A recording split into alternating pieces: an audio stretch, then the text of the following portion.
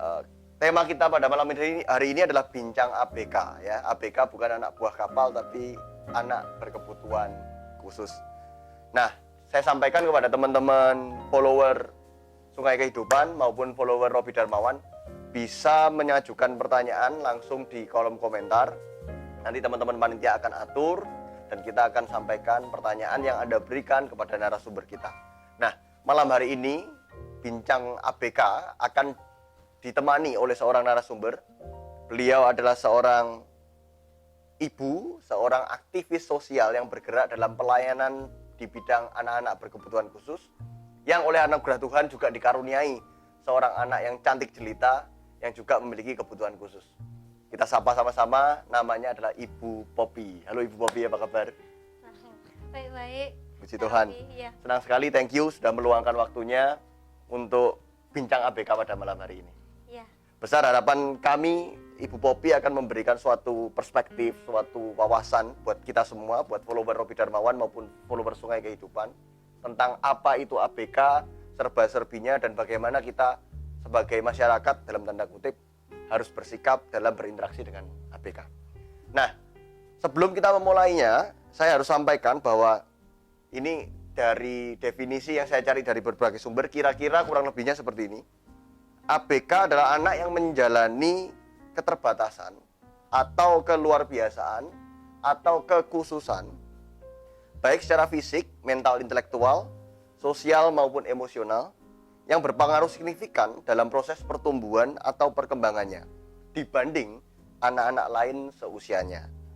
Dan ini beragam sekali. Kalau Bapak, Ibu, dan para follower sekalian pernah mendengar istilah misalnya autism atau gangguan komunikasi atau gangguan berbahasa, disleksia, kesulitan untuk fokus, dan masih banyak lagi anak-anak spesial, misalnya anak-anak yang talented itu, yang terlalu cerdas itu masuk dalam terbilang masuk dalam anak berkebutuhan khusus. Nah, kita malam hari ini akan mengupas tuntas tentang anak berkebutuhan khusus. Nah, pertama yang saya mau tanya kepada narasumber kita, gimana perasaan Ibu? Saya manggilnya Ibu atau Mbak ya? Mbak aja ya, biar lebih iya. Biar lebih nyaman ya. Iya, betul. Bagaimana perasaan Mbak Poppy ketika pertama kali menyadari bahwa anak yang diberikan Tuhan itu berkebutuhan khusus? Boleh diceritakan pada follower. Oke, selamat malam. Sebelumnya tadi sudah dikatakan Kak Robi, nama saya Poppy. Saya seorang ibu rumah tangga dengan 1 orang putri yang spesial.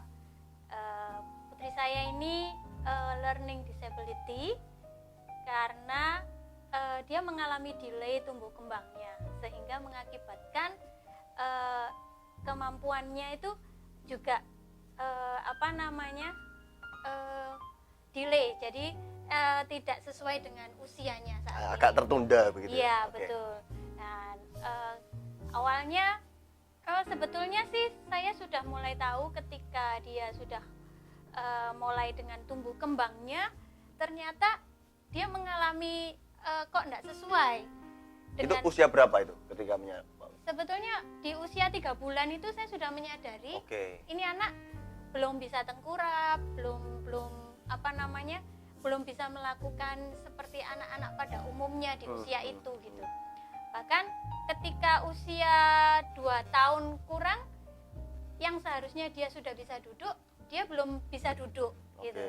Hanya berjalan dengan perutnya saja kemana-mana. Jadi dari situ sebetulnya saya pribadi sih sudah menyadari itu gitu ya. Saya dengan suami mulai mencoba menggali lagi, sehingga kami juga konsultasi dengan dokter tumbuh kembang dan segalanya. Tapi yang membuat saya sebetulnya ya dari dalam hati saya mungkin ada antara tidak terima dan terima, itu pastinya. Tetapi yang membuat saya berbalik. Bentar. Sebelum berbalik, tidak terima seperti apa, terimanya itu seperti apa? Ya pastinya kalau tidak terimanya itu ya otomatis sedikit ada seperti ini kok begini ya gitu ya. Oke. Paling tidak kita kan mengharapkan anak ini tumbuh kembangnya seperti yang lainnya, kok Oke. seperti ini gitu. Reaksi Awalnya manusiawi lah ya. betul, jadi kok gini ya, apalagi pada waktu itu saya belum mengerti sekali tentang apa itu special need, maksudnya Oke. kebutuhan khusus. Betul-betul buta ya. Ya, saya betul-betul buta. Jadi ketika kami konsultasi ke dokter dan mulai itu ya secara tidak langsung saya harus benar-benar bisa terima keadaan itu. Tetapi yang membuat saya berbalik adalah ketika saya dan suami sudah mencapai satu titik kesepakatan, yang intinya kesepakatan bahwa ya itu anak kami gitu. Jadi ya kami yang harus berusaha gitu untuk membuat dia itu bisa sanggup. Berbalik ke kesepakatannya. Kesepakatan itu dicapai dalam tanda kutip ketika Samantha umur berapa? Pendengar, Samantha adalah anak dari Mbak Popi dan suami ya. Jadi kita lanjut. Ketika Samantha umur berapa? Anda dan suami bisa mencapai kesepakatan itu? Ketika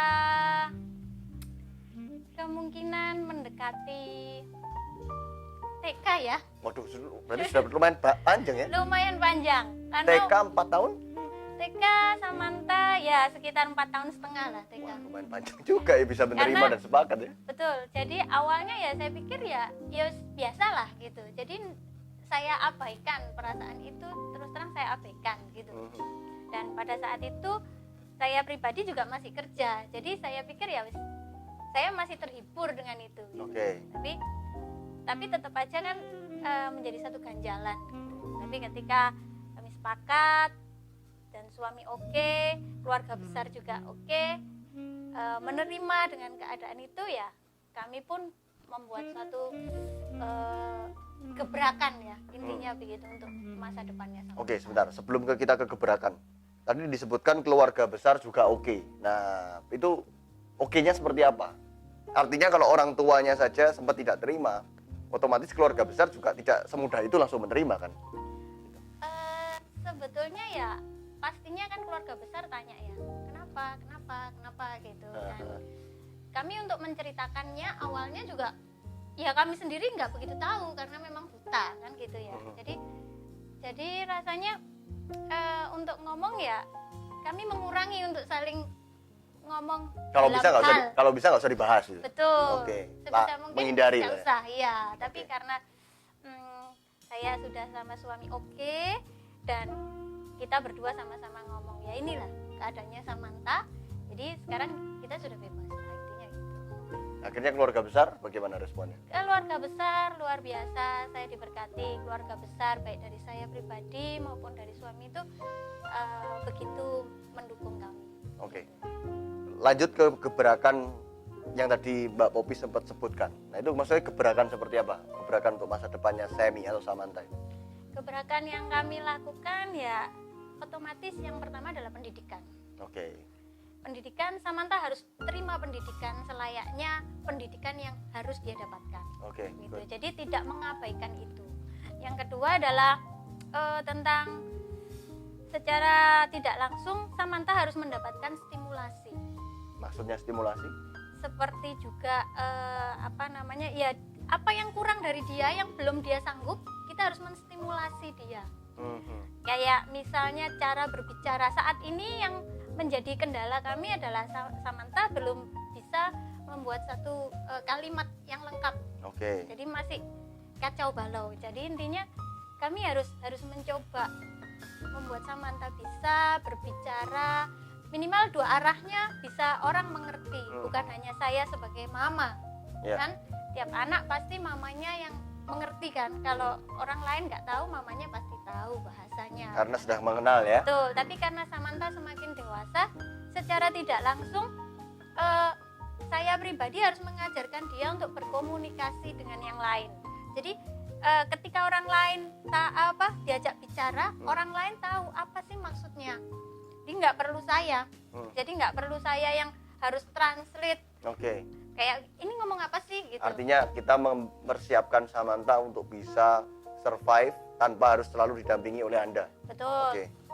Karena kan minimal Samantha harus bisa mandiri. Target saya paling tidak umur 15, 16 Samantha sudah mulai lepas dari kami. Bukan berarti kami ini Meninggal. Iya, betul. Tapi paling tidak Samantha harus mampu Oke. di dunia luar itu Samantha. Sekarang umur berapa Samantha? Samantha 12 tahun. Oh, berarti waktunya 3 tahun ya kalau sesuai Betul. target ya. Betul. PR-nya banyak berarti. PR-nya Ya. sangat banyak dan penuh. Nah, selain tadi menstimulasi, kemudian pendidikan, apalagi terobosan? Masih ada lagi misalnya? Stimulasi dan terapi jadi satu Oh, ya. terapi ya, oke. Iya, stimulasi dan terapi jadi satu, pendidikan yang juga mempersiapkan masa depannya Samantha. Dengan apa yang dihasilkan, Samantha ini bisa hidup dari apa yang dihasilkan. Oke. Itu arahnya ke sana ya, stimulasi Betul. dan pendidikan tadi arahnya bisa mandiri, artinya tidak perlu selalu didampingi Betul. dan bisa menghasilkan sesuatu untuk bekal hidupnya dia. Betul. Oke. Itu perspektif dari Mbak Popi sebagai orang tua anak berkebutuhan khusus. Nah, sekarang saya berharap Mbak Popi membawa kami untuk memahami anak berkebutuhan khusus itu sendiri itu seperti apa. Dalam hal ini bukan, ya maksudnya gini, bawa kami untuk memahami apakah seberbeda apa sih anak berkebutuhan khusus itu dibanding anak-anak pada umumnya. Kita menyebutnya apa? Anak-anak Regular sih. Kami regular. lebih nyaman regular. Saya khawatir, makanya saya pernah sempat interaksi sama teman-teman aktivis difabel itu juga, Ya. mereka nggak suka disebut tidak normal, tidak normal itu nggak suka. Normal dan spesial Nah. ya. Nah itu kayaknya kan anak-anak kita ini tidak normal. Nah, Padahal makanya. anak-anak kita ini normal. Hanya kan perkembangan tumbuh kembangnya yang berbeda Ya, kan ya. gitu. Jadi kami menyebutnya anak-anak yang di luar spesial ini biasanya regular sih. Oke, gitu. regular. Oke. Jadi anak-anak kami spesial, anak-anak kalian yang tidak spesial itu regular kan Oke. begitu. Jadi intinya anak-anak ini hanya perlu ruang ya, intinya gitu. Hanya perlu ruang untuk mereka lebih mengekspresikan diri yang secara otomatis karena tumbuh kembang mereka lebih terlambat dari teman-temannya, dan apa yang dilakukan itu harus diulang-ulang. Kayak sebuah perintah itu kan harus diulang-ulang, nggak kayak Sementara anak reguler bisa bisa sekali perintah 2 kali. ya langsung menjalankan. Kita Sementara- anak-anak yang spesial ini perlu berkali-kali, misalnya jalan ke sana, taruh ke sana, itu bisa sampai 10 kali. Itu yang otomatis mereka perlu ruang. Dan kadangkala ketika mereka tidak bisa menyampaikan emosinya, mereka pasti melakukan atraksi yang Maksudnya atraksi? bisa disebut tantrum. Apa itu tantrum? Tantrum itu ya luapan emosinya yang tidak bisa disampaikan. Bisa berupa marah Heeh. yang tidak terkendali, Heeh. bisa juga mencakar kita, maksudnya orang-orang Melukai orang lain. terdekatnya. Iya, tapi maksudnya seperti itu ya, melukai orang lain seperti itu. Atau melukai diri sendirinya juga? Diri Bisa sendiri? juga untuk melukai dirinya sendiri seperti itu. Lalu teriak-teriak yang kadang nggak jelas apa yang dimaksud seperti itu. Sebentar. Kalau anak-anak berkebutuhan khusus itu gini. Saya kok melihat ada benang merah sebetulnya antara anak berkebutuhan khusus dengan anak reguler. Tadi Mbak Popi sempat sebut kalau anak reguler itu dikasih satu perintah 2 kali sudah jalan. Anak berkebutuhan khusus minta lebih. Iya. 4, 5, 6, 7 bahkan 8 kali. Tapi Mbak Popi menyadari nggak ada anak-anak yang secara psikologis atau secara keilmuan disebut reguler, tapi sebetulnya dia tidak mudah juga, dikasih perintah itu harus berkali-kali juga. Iya memang. Entah karena dia istilah Jawanya itu dablek, keras Iya, kepala, betul, iya kan? betul. Iya betul. Lagi misalnya saya tergelitik terus terang ketika tadi dibedakan antara yang reguler dengan special need, seolah-olah saya nemu benang merahnya. Saya tuh punya teman saya ini punya anak, ya katakanlah dia anaknya umur 5-6 tahun, ya usia kelas 1 SD gitu. Dia kalau marah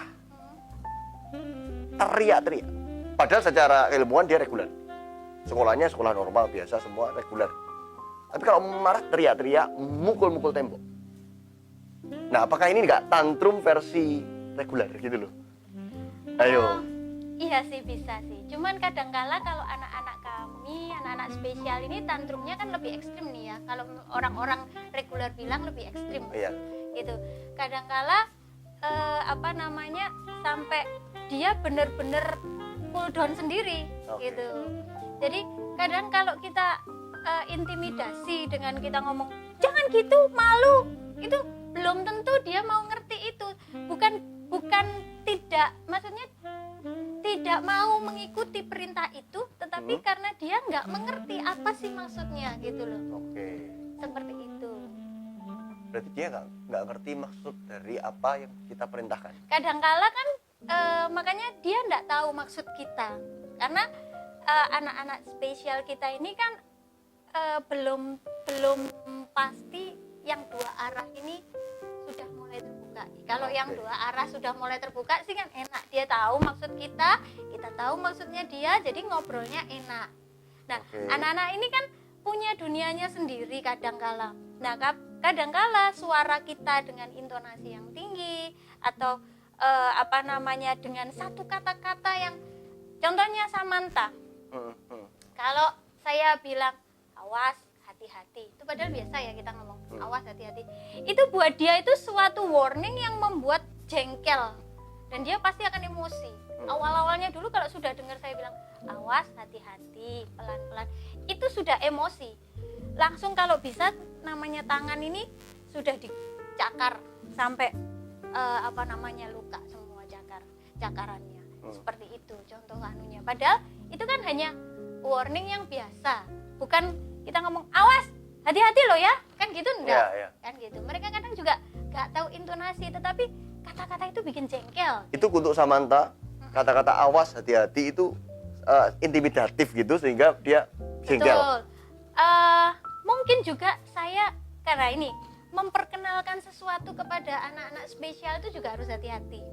Maksudnya gimana? Ketika saya memperkenalkan kata awas, hati-hati, itu pada waktu itu saya lagi nonton TV nih, saya lagi tiduran, Samantha ada di depan TV. Saya itu lagi nonton satu siaran yang saya perlu memang tahu gitu, sebuah berita gitu.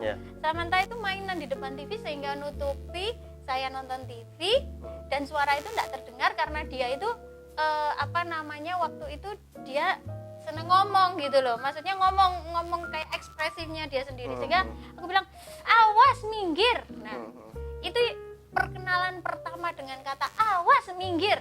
Aku ekspresinya sudah emosi, awas minggir. Nah, pada waktu itu Samantha itu komunikasi dua arahnya belum begitu terbuka. Jadi ketika kata-kata awas itu buat dia itu sudah sesuatu yang menjengkelkan, pasti mama marah gitu. Itu yang membuat dia akhirnya tantrum. Ya, jadi dimanapun kayak di mall kalau sudah dengar awas itu dia akan emosi sekali. Tapi sekarang dia sudah mulai terbuka dua arahnya. Ketika saya ngomong awas, dia akan balik tanya, mama marah? Enggak, mama cuma bilang awas, hati-hati. Dari situ dia mulai tahu. Itu kata-kata cuma warning, bukan berarti mama marah. Seperti itu. Oke, saya ingatkan kembali kepada para follower Sungai Kehidupan untuk kalau mau ada pertanyaan langsung saja diketik di kolom komen, nanti kita akan bacakan ya. Saya masih ada sesuatu yang mengganjal karena gini. Kalau kata awas itu untuk kasus Samantha itu intimidatif dan membuat dia jengkel. Bukankah kata-kata awas juga bisa berdampak sama membuat anak jengkel untuk anak-anak reguler? Ya itu tadi di awal saya kan sudah bilang. Karena gini, sebentar Mbak Bobi ya. Oke. Saya punya kolega ya. Ya. Itu kalau sudah jadi anak-anaknya rame gitu ya. Tapi kalau papanya sudah teriak, misalkan namanya Joni, langsung gini. Langsung betul-betul langsung dari yang ceria langsung takut. Nah, bukankah itu sebetulnya ketika tadi kata awas untuk Samantha dan nama Joni dia panggil dengan nada tertentu menimbulkan efek juga untuk anak itu, bukankah sebetulnya anak reguler ini sama anak special need ini sebetulnya nyambung, maksudnya ada benangnya sama aja sebetulnya anak-anak itu. Komunikasi dua arahnya. Secara otomatis kan Samantha waktu itu belum begitu, komunikasi dua arahnya belum terbuka. Jadi dia hanya melihat ekspresi muka saya toh. Dan pada saat saya memperkenalkan kata awas itu saya sambil emosi. Jadi buat dia, oh itu emosi gitu loh. Jadi harus diulang-ulang bahwa ini ndak emosi, yang ini emosi, ini ndak emosi, ini emosi. Tapi kalau anak-anak reguler kan komunikasi dua arahnya sudah jalan. Jadi dia sudah tahu. Terus anak-anak kami yang spesial ini kan membaca gerak muka itu kan belum bisa nih, maksudnya belum semuanya bisa. Jadi apakah ini mukanya marah? Apakah ini mukanya senang? Terus intonasi yang begini ini dengan dibawakan bagaimana? Seperti itu. Oke. Jadi karena problem komunikasi ya? Betul. Karena anak-anak kami ini kan ya ketika komunikasi dua arahnya masih belum bisa. Kan anak-anak ini kan karena komunikasi dua arahnya nih ya. Jadi karena belum bisa jalan dengan baik. Tapi kalau kita sudah ya kayak anak-anak reguler, kalau sudah komunikasi dua arahnya dibilang duduk yang baik, hati-hati, itu kan sudah oke, dia ikuti. Tapi kalau anak-anak kami spesial kan dibilang duduk yang baik, berarti kan harus sambil dikasih contoh duduk yang baik. Mas, ini tolong dibantu Mas, saya nggak bisa monitor. Oke. Thank you. Oke. Berarti beda dari anak special need ini dengan anak reguler adalah komunikasi dua arah. Yeah. Nah, tapi saya masih gak terima, Mbak. Boleh. Jadi gini, pernah enggak misalnya menjumpai suatu kondisi di mana orang tua sudah ngomong A. Ini bicara tentang konteksnya anak reguler ya, bukan anak special need ya. Tapi anaknya juga nggak ngerti. Jadi karena gini, kalau bicara komunikasi dua arah, kita yang orang tua dengan anak kecil itu kan punya dimensi bahasa yang levelnya berbeda. Betul. Ketika kita sebagai orang dewasa mengajak bicara anak kecil dengan suatu instruksi yang cukup kompleks, anak reguler pun pasti nggak paham. Betul. Dari situ nyambung nggak? Artinya anak special need ini harus diajak berbicara dalam level bahasa yang mungkin disesuaikan dengan porsinya masing-masing, yang setiap anak tentu beda-beda. Makanya kan kalau dilihat dari usianya Samantha 12 tahun, harusnya dengan kata-kata seperti anak 12 tahun dia sudah ngerti dong. Oke, berarti anak-anak 12 tahun. Oke, bandingannya anak-anak 12 tahun. Oke. Samantha kan bandingannya harusnya anak-anak 12 tahun. Kan gitu. Nah, ternyata dengan bahasanya anak 12 tahun kan dia tidak sampai. Karena dia ada delay. Dia seolah-olah kita tidak tahu nih dia di posisi mana. Entah itu masih di umur 6, entah itu masih di umur 7. Nah, kita yang harus menyesuaikan. Nah, ketika menyesuaikan itu kan perlu waktu. Buat kita sendiri juga perlu waktu. Dipikirnya dengan 12 tahun kita ngomong sama dengan dia, ternyata kan tidak sambung. Oke, saya nangkep tapi saya masih belum puas. Karena gini, kalau kita sedang ngajar sekolah minggu misalnya, ada 20 anak. Oke, kita kasih instruksi, ayo kita nyanyi dengan gerakan. Atau kita kasih instruksi semuanya diam. Nanti pasti kan ada 2-3 anak yang gak bisa diam, tidak menjalankan perintah. Nah, boleh enggak kalau saya ini punya, anggap aja teori ya dalam tanda kutip, special need, kebutuhan khusus itu sifatnya gradasi. Jadi ada anak yang diajak ngomong gampang, misalnya ya, ini kalau ngomong bahasa komunikasi dua arah ya, ini reguler ya, gampang, agak sulit sedikit, sulit, tapi ini levelnya masih reguler. Dan kemudian di bawahnya baru yang akhirnya kita masukkan kategori special need tadi. Boleh enggak saya gitu punya teori kayak gitu? Karena anak reguler pun ya banyak yang diajak ngomong susah juga. Ayo. Nah, ini kalau kayak gitu kok saya belum bisa menjawab dengan pasti ya. Saya karena gimana ya, kalau itu kan otomatis yang benar-benar sudah expertnya yang ke situ Oke. Seperti psikolog atau dokter tumbuh kembang atau gradasinya seperti itu. Saya nggak bisa dong ngomong ngomong langsung. Heeh. Karena ini kan fokusnya ke anak saya nih. Oke ya. Maksudnya saya mengenali ABK melalui anak saya gitu. Ya, ya. Jadi nggak bisa dihantam rata. Oke, oke. Jadi belum tentu anaknya orang tua ini sama dengan kasusnya anak saya. Karena Betul. kan tiap-tiap ABK ini punya kasus masing-masing. Gitu. Jadi baik disleksia, autis, gifted, terus maupun ADHD atau yang sindrom-sindrom yang lain, mereka otomatis punya ring-ring sendiri yang tentunya untuk bahasa ini yang bisa menjawab adalah Oke. para pakar Para gitu. pakar, ya. Iya, betul. Kenapa kok saya tadi membuat teori dalam tanda kutip ya, teori-teorian, bukan teori sungguhan. Terima kasih. Itu sekali lagi karena saya nemu benang merahnya gitu. Ada kalau special need dalam arti kasus Samantha dikasih perintah itu harus 5 kali, 6 kali. Ada juga kok anak reguler yang harus 5-6 kali gitu. Kalau anak special need dalam kasus Samantha ini tantrum, dia mencakar-cakar atau bahkan melukai dirinya sendiri.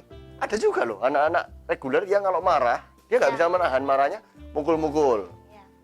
Nah ini kalau sekarang dibalik, itu kan tadi bagaimana anak special need ini menangkap perintah atau komunikasi dari orang tua misalnya. Ya. Nah bagaimana anak special need ini komunikasi ke ibunya? Saya ini lagi bad mood, saya ini lagi sedih. Ayo, Nah, gimana cara dia ngomongnya ke orang tua? kalau tanya ini, saya ini sampai sekarang juga belum lulus loh ya. Jadi ibaratnya ibu-ibu yang lain nih ya, Ya. ibu-ibu yang punya anak reguler itu juga perlu tahu bahasa anaknya, ya kan? Caranya bagaimana? Ya mendalami anak itu, gitu. Nah, bagaimana saya bisa mendalami bahasa Samantha? Ya itu tadi, saya terjun ke dalam kehidupannya Samantha. Oke. Jadi bukan Samantha yang harus ngikut saya, tetapi saya mulai terjun ke dalam hidupnya Samantha, masuk ke hidupnya Samantha. Jadi saya menenggelamkan diri dengan segala kemauannya, segala aktivitasnya, dan segala reaksinya. Sehingga dari situ saya mulai paham nih, paham satu. Nah itu mulai nantinya kayak puzzle kan. Ketika kayak puzzle, saya campurkan nih satu-satu. Tapi ada juga puzzle ini kepingannya nggak cocok. Oke. Otomatis saya kembali lagi. Saya kembali lagi di kepingan yang nggak cocok ini maunya gimana sih? Oke. Seperti itu, jadi sampai itu cocok. Oke. Dan nantinya kalau cocok artinya kan membuat sebuah lukisan. Nah kalau sudah membuat lukisan, otomatis itu sudah menjadi gambaran, oh seperti ini Samantha. Tapi sampai detik ini sih belum. Belum lulus tadi ya? Belum. Tapi ini menarik. Artinya kita orang tua yang belajar untuk memahami cara anak itu berkomunikasi pada kita. Betul. Karena sekali lagi, bukan cuma anak special need, anak-anak kecil itu sometimes mereka tidak bisa mengomunikasikan apa yang mereka rasakan. Betul.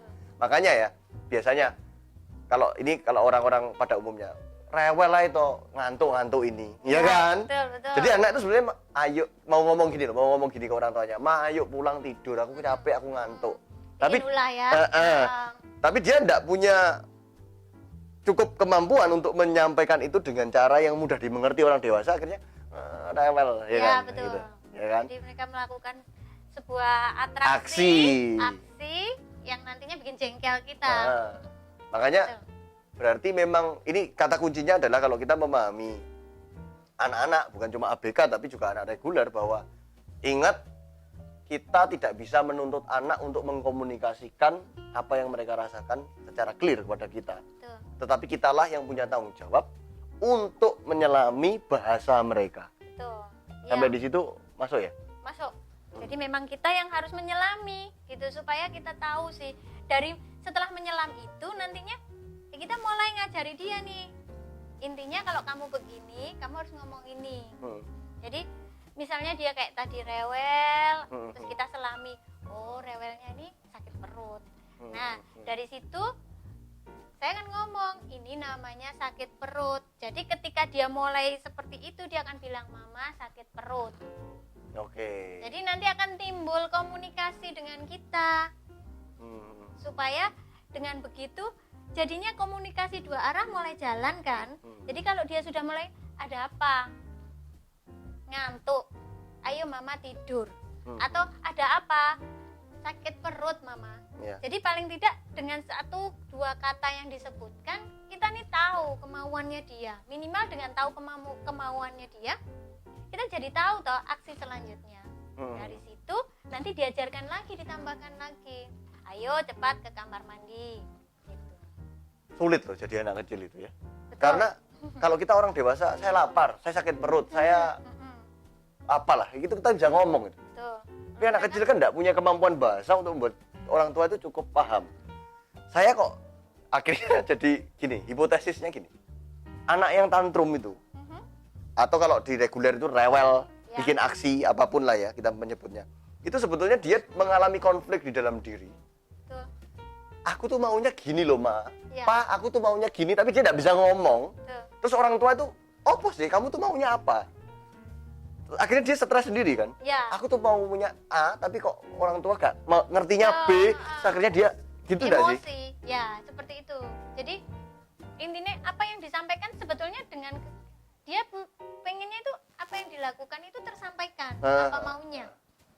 Tapi karena ya itu tadi tidak mengerti dan tidak memahami orang tuanya, jadinya ya main pukul rata.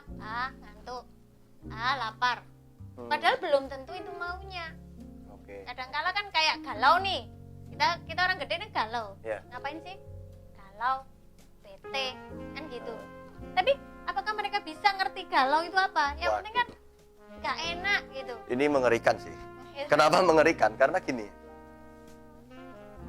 Ini tentu tidak bisa dipukul rata ya. Betul. Sometimes perempuan kalau lagi haid Tuh. itu kan ngomel-ngomel gitu. Ya. Suatu kali ya, ini pernah cerita sedikit lah. Saya dengan pacar saya, terus dia ngomel-ngomel, terus saya tanya, kamu tuh sebenarnya kenapa sih? Dia sendiri nggak tahu dia tuh kenapa. Ya. Kamu tuh maunya apa? Nggak ngerti. Nah, jadi gini, kenapa tadi saya bilang mengerikan? Orang dewasa aja kadang nggak ngerti dia tuh maunya apa. Apa yang harus disampaikan? Nah, kan nggak ngerti kan, apalagi anak kecil.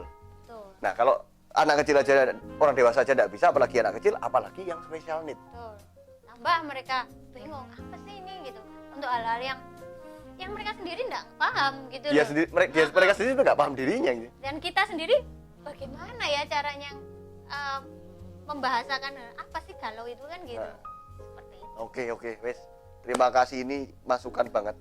Nah, Mbak Popi, kan sebetulnya diakui atau tidak anak special need itu banyak jumlahnya Tuh. dan ada di sekitar kita. Ya. Nah, contoh misalnya dalam sebuah komunitas, saya ketemu dengan Mbak Popi yang punya anak special need. Misalnya ada juga saudara saya yang juga punya anak special need gitu kan. Nah, mohon kami ini, orang-orang awam ini diedukasi. Kalau kami ketemu dengan kerabat, kolega, sahabat yang kebetulan punya anak-anak special need, what should we do gitu? Apa yang harus kami lakukan? Gitu. Nah. Ini awalnya Ayo. pertanyaannya terlalu berat ini. Saya ini istilahnya apa ya, sudah mentor itu akhir-akhir ini ya. Jadi maksudnya mentor tahu ya? Mentor itu kebal, ya. Ya. Jadi awalnya kalau lihat orang, lihat Samantha dengan lirikan mata itu rasanya emosi nih. Ngapain sih? Kayak Maksudnya ngelirik Samantha aja, iya. Anda sudah emosi. Ngelirik Samantha itu wis emosi loh saya. Gitu. Kenapa kok bisa emosi? Rasanya lirikanmu, matamu itu melecehkan loh. Oke. Gitu. Oke. Apa yang kamu lihat sih? Gitu loh. Ya. Anakku ini baik-baik saja. Apa sih yang kamu lihat? Merasa Samantha direndahkan sama. Gitu. Sampai lirikanmu tuh seperti itu. Gitu loh. Sebetulnya saya ya. Iya. Sebagai orang tua, gini, bisa mungkin sih jangan mepet anakmu ngapain kok bisa gitu, itu jangan ya. Kalau mau tanya seperti itu ke orang tua yang anaknya spesial nih, Kan sensitif ya. betul sensitif. Jadi minimal harus kenal dulu nih, ngobrol sampai dia nyaman baru tanya. Oke. Terus yang kedua, ketika anaknya melakukan sesuatu ya biarkan orang tuanya yang handle. Kalau orang tuanya maksudnya perlu pertolongan kita, baru ya kita aksi. Jangan ketika anak itu misalnya tantrum atau melakukan hal yang mungkin aneh nih ya, kayak ketawa-ketawa sendiri. Ketawa gitu. sendiri atau cakar-cakar gitu. Apa yang atau- harus kami lakukan sebagai orang awam? Biarkan dulu lihat reaksinya orang tuanya. Tapi kalau misalnya nggak ada orang tuanya ya Kita- dikasih tahu. Karena terus terang anak spesial ini banyak tipe. Ada yang tipe mau dipegang, Oke. ada yang sama sekali. Ketika dipegang dia malah tantrum sekali. Oke. Ya, jadi ada yang mau disentuh, ada yang tidak. Jadi bahasa cintanya ada yang sentuhan, ada yang tidak. Ketika kita menyentuh itu malah dia tantrumnya luar biasa. Atau kita misalnya say hello, hai gitu ya, terus high High five five. nih. Ketika plek, itu malah emosi dia, Waduh. Ya, pukul kita gitu. Ada yang hai, dia ketika high five langsung dia peluk kita. Ada seperti itu. Jadi kita harus memahami dulu. Caranya bagaimana? Dilihat aja dulu. Jadi ngelihatnya ya sudah begini, lihat begini, jangan nggak usah dilirik kayak curi-curi pandang gitu loh. Ya, kalau curi-curi pandang tuh rasanya lebih melecehkan nih. Gitu. Oke. Padahal maksudnya kalau Betul. kalau saya ngelirik Samantha gitu, mungkin saya juga tidak punya maksud untuk melecehkan. Betul. Tapi karena ini sesuatu yang sensitif, akhirnya diterimanya oleh Jadinya Anda. orang tuanya nih, ngapain lu lirik-lirik sih? Oke, Gitu. oke. Ngapain sih matamu kayak gitu loh. Ya, saya juga baru-baru ini saya selalu ngajak Samantha ke mall. Suatu ketika di mall ada seorang tante gitu yang sudah umur gitu. Ya Samantha tuh gitu banget gitu. Sampai saya deketin, saya peluk ini Samantha, saya bilang, ada apa? Apa yang salah sama anak saya? Saya bilang gitu. Kenapa? Kenapa kok sampai sebegitu? Terus dia bilang, enggak, kenapa ini anaknya gitu? Enggak perlu tahu, kan kamu bukan saudaraku, tak bilang gitu. Itu berkali-kali aku melakukan itu, tapi lama-lama aku bilang gini, sampai kapan ya kayak gini gitu. Dan aku mulai nyadari, maksudnya ya, aku sendiri setelah berbaik hati dengan diriku, berdamai Berdamai intinya. kata kuncinya ya. Jadi ketika aku sudah berdamai, ya apapun yang kamu lihat, apapun yang it's okay gitu aja. Cuma kalau terlalu, baru saya samperin sih, saya tanya, ada apa tante, apa yang salah sama anak saya, kok sampai tante melihatnya seperti itu sih. Gitu. Oke, ini masukan banget buat teman-teman yang awam tentang ABK ya. Jadi sebagian besar ibu atau orang tua yang memiliki anak ABK itu orang-orang yang terluka sebetulnya. Betul. Terluka sama ketidakterimaan mereka Betul. kondisi anaknya ya. Mereka sendiri belum berdamai loh dengan dirinya. Nah, iya. Secara otomatis mereka ini bingung dengan dirinya ya kan. Mereka malu dengan dirinya. Terus intinya berkecamuk lah. Dan sebetulnya ya itu tadi, mereka sendiri harus berdamai gitu loh. Tapi ketika mereka belum berdamai ini rasanya kayak singa yang mau nerkam gitu. Jadi harus hati-hati. Jadi teman-teman harus diketahui kalau kita dijudesi atau digalai sama ibu-ibu atau bapak yang punya anak ABK, ya kita harus berbesar hati. Kenapa? Karena mereka adalah orang-orang yang terluka yang mungkin sampai saat itu belum berdamai dengan dirinya sendiri. Kira-kira begitu ya. Jadi kita belajar untuk memahami. Betul. Nah, kalau sama anak ABK-nya sendiri bagaimana? Maksudnya ini gimana ya? Orang awam harus bagaimana? Ketika katakanlah ya di dalam sebuah gereja, terus ada ABK di situ, saya ketemu misalnya, atau di tempat mall yang ya itu anaknya teman saya kayak atau apa, yang saya harus gimana? Apakah saya harus diam atau harus bagaimana? Enggak sih, sebetulnya gini, layani dia sebagaimana anak reguler. Oke. Hai, apa kabar? Tapi ketika dia ternyata fokus tidak ke kita, kan dia punya dunianya sendiri. Ya sudah, kita ajak ngomong sekali dua kali. Oh ya, ya sudah, kita hormati dia. Oke. Nah, nantinya sambil kita cari tahu ini anak maunya gimana nih, atau disentuh atau apa. Jadi jangan langsung kayak anak-anak reguler lainnya, hai, ayo gimana. Takutnya nanti malah kita yang dipukul atau Oke. di apa seperti itu. Tapi berarti orang-orang awam itu sebaiknya memperlakukan anak-anak ABK ini seperti anak reguler ya? Iya, jadi ya cara berbahasa pun seperti itu sebelum mengenal lebih jauh. Tapi kalau ternyata diajak ngomong dengan usianya, dia nggak mampu, maksudnya kok kelihatannya kan kita bisa lihat nih ya, oh ini anak spesial. Ya kita coba lebih baik diem aja sambil ngeliatin dia. Oke. Gitu. Jadi dia ini maunya apa sih gitu, seperti itu. Berarti selama ini yang saya lakukan sudah lumayan lah ya. Betul, betul. Kan ketika saya katakanlah ketemu Mbak Popi dengan Samantha, ya entah nanti saya dijawab atau enggak, tapi ya saya kan di situ ada 2 orang ya, ada Mbak Popi, ada Samantha ya.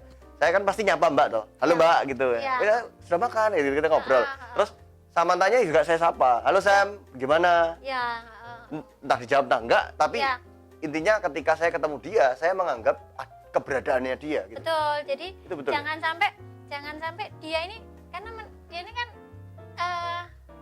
sorry sebelumnya bicara anak-anak spesial ini anak-anak yang sensitif. Oke. Jadi dia pun tahu loh, kita ini nganggep dia pondak dengan caranya dia itu tahu. Kita mandang dia itu hanya untuk melecek, maksudnya ngenyek. Ya bukan melecehkan sih, ngenyek dia itu dia tahu, dia paham betul dari pandangan mata kita ini dia paham betul gitu loh. Yeah. Jadi secara otomatis ya anggap seperti anak-anak yang lain. Hanya saja nantinya untuk menyentuh atau misalnya kayak Kak Robi kan, Hai Sam. Nah karena Sam udah gede nih, jadi saya paksa, Sam, itu loh Uncle Robi kasih hai, ayo.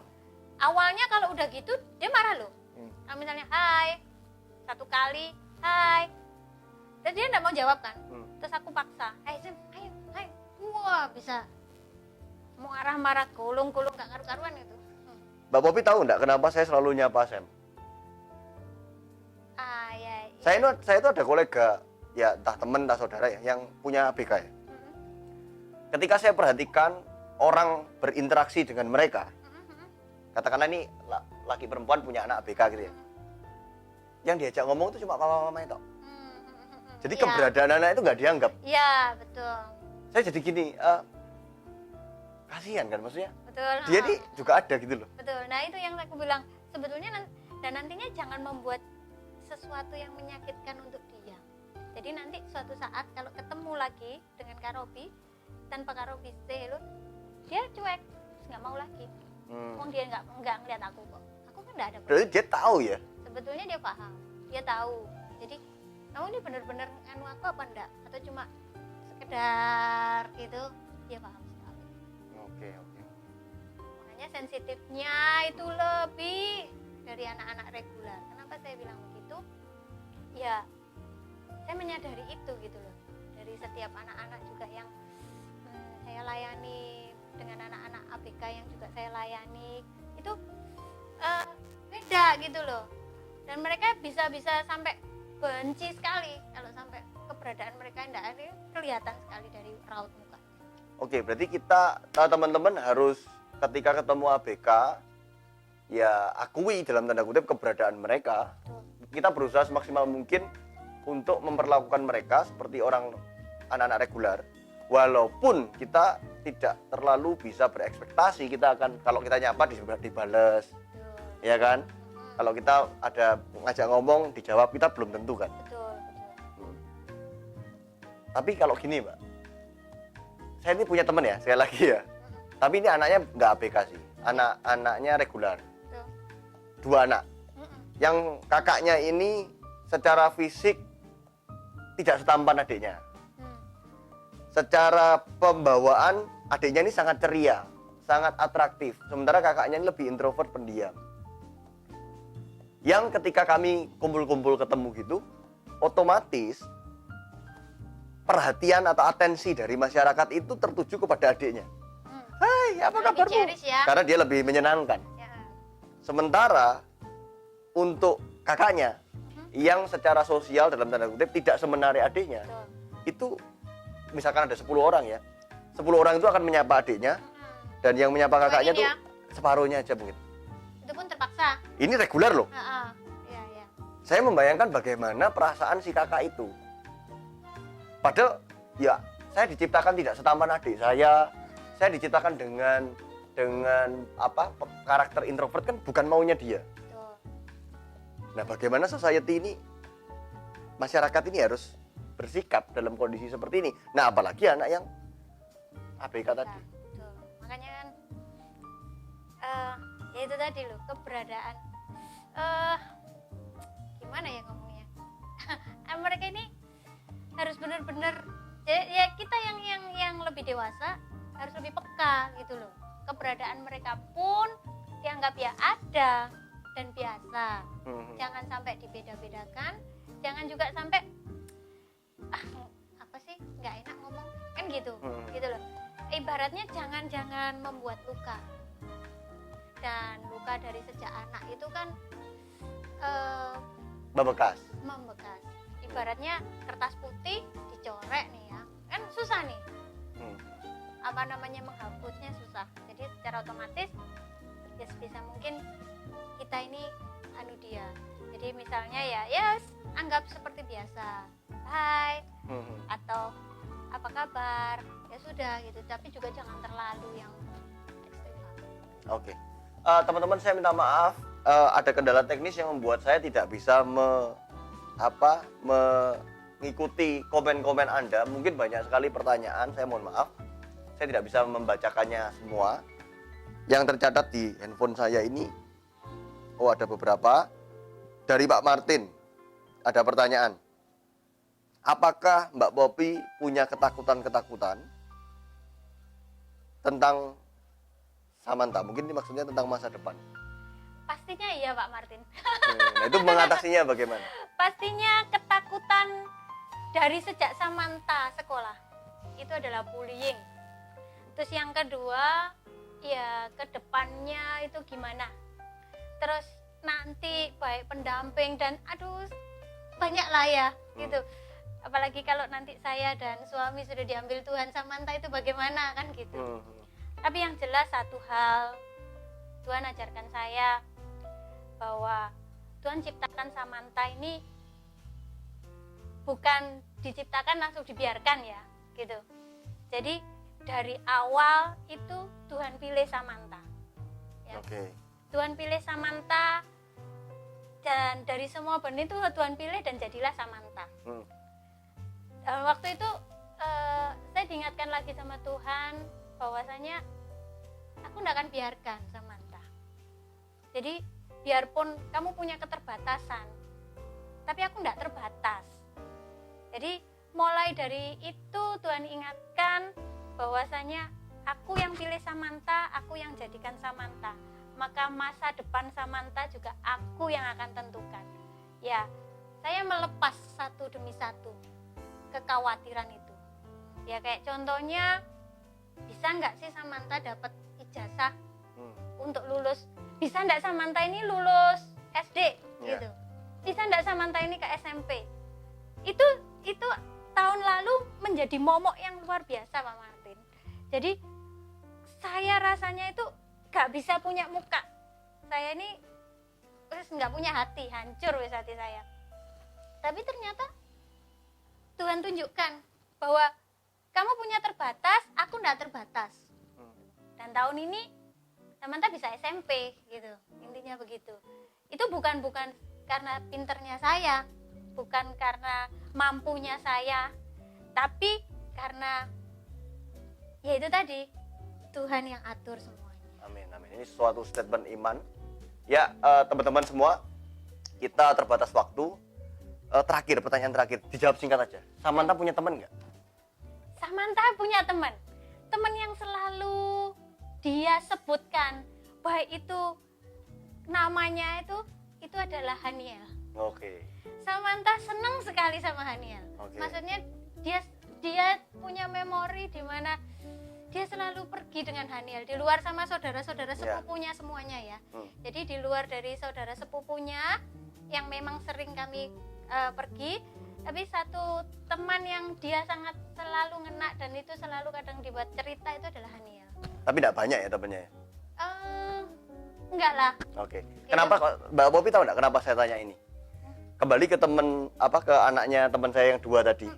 Yang orang lebih tertarik kepada kakaknya. Kalau kita yang dewasa aja cari yang lebih atraktif, apalagi anak-anak kecil. Jadi ini sebagai penutup teman-teman sekalian. Pertama, perlakukan anak ABK seperti anak reguler. Akui keberadaan mereka, berlakulah sesuai dengan keberadaan mereka, bahwa mereka ada seperti anak-anak yang lain. Kedua, edukasilah anak-anak Anda yang kecil-kecil itu untuk juga bisa dari tengah keterbatasan mereka untuk tetap mau berinteraksi dengan ABK. Walaupun itu tidak mudah. Jadi pertemuan malam hari ini, perbincangan malam hari ini semoga menjadi bekal buat kita semua untuk memahami dunia anak-anak pada umumnya, secara khususnya lebih memahami dunia anak berkebutuhan khusus. Dan ini menjadi bekal buat kita semua yang awam untuk tahu bagaimana bersikap dan bertindak jika kita ketemu dengan kolega, sahabat yang punya anak-anak berkebutuhan khusus. Dengan demikian kita tutup IG Live pada malam hari ini. Terima kasih banyak Mbak Poppy untuk pengalaman ilmunya. Semoga ini bisa menjadi manfaat buat kita semua. Saya tutup sampai di sini. Saya Robi Darmawan, pamit. God bless. Sampai ketemu lagi.